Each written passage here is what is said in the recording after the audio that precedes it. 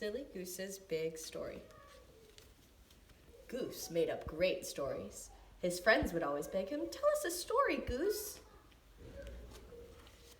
One day Goose said, "Once upon a time there were fierce pirates. Soon they were sailing the 7 seas together looking for treasures, and Goose was the captain, the fiercest of all."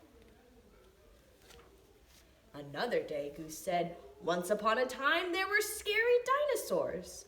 Soon they were roaming the earth together, hunting and growling, and naturally Goose was the T-Rex, the scariest of all." Then another day Goose said, "Once upon a time there was a mighty king. Soon they were marching through towns and hills together, conquering the world. And who got to play the king, the mightiest of all? Why, Goose, of course." "Wait a minute, Goose," said Beaver. "You always play the hero. Why can't we take turns?" "Yeah," said Porcupine. "I'd like to be the hero sometime." "Me too," said Squirrel.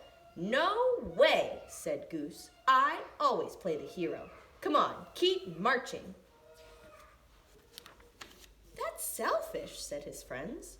But Goose wouldn't give in. "They are my stories, so I'm the hero," he insisted. They were so busy arguing, they didn't notice that someone was listening. Suddenly, a big wolf shouted, "Hello, lunch!" They all screamed and ran, but poor Goose tripped on his royal cape. Wolf scooped him up in an instant. "So you're the hero, huh?" Wolf chuckled. "More like a hero sandwich to me." Goose was in big trouble. He had to think fast. Finally, he had an idea. "Mr. Wolf," Goose said, "I'm glad I found you. You're in great danger." "Is that so?" Wolf laughed. "How?" "Well, I'll tell you." Goose began the biggest story he ever told. "Once upon a time, there were thousands of happy wolves living in this mountain." "Uh-huh," said Wolf. "Then one day, what's his name? Oh yeah, Wem showed up," said Goose. "Wem? Who's that?" "Oh, Wem is short for wolf-eating monster." Goose continued. He used to wander around saying, "Yum, yum, I smell a wolf." And when he found one, he popped it into his mouth like a peanut. "You are lying," said Wolf, but he looked worried. "It's true, Mr. Wolf," said Goose. "Do you see thousands of wolves here? And this is the worst part. The wolf-eating monster is back." Just at that moment, the trees started to shake, and they heard loud footsteps in the distance. "What's that?" said Wolf. Soon spikes of hair appeared above the treetops. "It couldn't be," said Wolf. Then a deep voice bellowed, "Yum, yum, I smell a wolf." "It's Wem!" cried Wolf. He dropped Goose like a hot potato and took off running. He never looked back. Whew!